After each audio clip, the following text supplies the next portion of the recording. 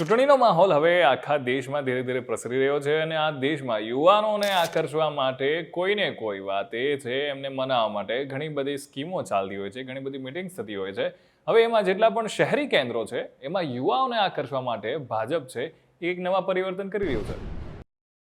તમે જોઈ રહ્યા છો વાઇબ્સ ઓફ ઇન્ડિયા. મારું નામ છે જયરાજ અને શહેરી કેન્દ્રોમાં યુવાનોને આકર્ષવા માટે ભાજપે ચાથી હવે કોફી તરફ પરિવર્તન કર્યું છે. પ્રથમ વખતના જેટલા પણ મતદારો છે એમને જોડવા માટે ચર્ચા મંચ કોફી વિથ યુથ બગીચા કે પછી કેફેમાં યોજાવાની છે. કોફીના મગ પર પણ પીએમ મોદીની તસવીર છે એ જોવા મળશે. ચાય પે ચર્ચા એક મેગા ડિજિટલ પ્રોગ્રામ હતો જે વડાપ્રધાન નરેન્દ્ર મોદી દ્વારા 2014ની ચૂંટણી પહેલા એક સાથે 1000થી પણ ટી સ્ટોલ પર શરૂ કરવામાં આવ્યો હતો. મહારાષ્ટ્ર માટે ભાજપના જે મહાસચિવ છે વિક્રાંત પાટીલ એમણે જણાવ્યું હતું કે પાર્ટીએ યુવા મતદારો સાથે બેઠકો સુનિશ્ચિત કરી છે કે જે વધુ વ્યક્તિગત રીતે ઇન્ટરેક્શન એમની સાથે 1-to-1 કરી શકાય.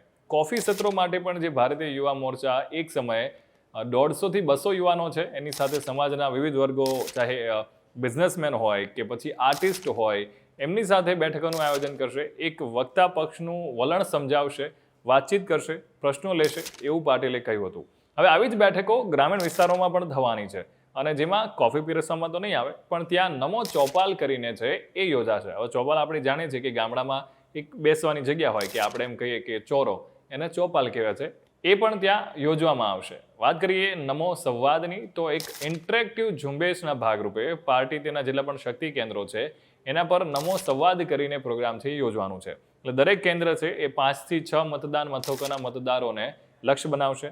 દરેક બૂથ લગભગ 1000 મતોનું જે છે એ પ્રતિનિધિત્વ કરે છે. એટલે અનુકૂળ સ્થાન પર એ લગભગ 6000 જેટલા મતદારો છે એમને ખુલ્લા વિસ્તારમાં વાતચીત માટે બોલાવશે અને આ બેઠકો છે એ રાજ્યના લગભગ 21000થી પણ જેટલા વધુ શક્તિ કેન્દ્રો છે ત્યાં યોજવાનું કાર્યક્રમ છે.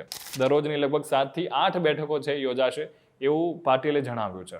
હવે આ જેટલા પણ આઉટરીચ છે એના માટે લગભગ 300થી વધારે વક્તાઓની પસંદગી કરવામાં આવી છે જેમાં પ્રદેશ પક્ષના નેતાઓ હોય, જિલ્લા નેતાઓ હોય, બેઠક અને પૂર્વ ધારાસભ્યો છે એનો સમાવેશ કરવામાં આવ્યો છે. ભાજપના મુંબઈ એકમના જે પ્રમુખ છે આશીષ સેલાર એમણે જણાવ્યું હતું કે આ કાર્યક્રમનો મુખ્ય ઉદ્દેશ તો 2047 સુધીમાં વિકસિત ભારત માટે પક્ષનો જે વિઝન છે એ લોકો સુધી પહોંચાડવાનો છે.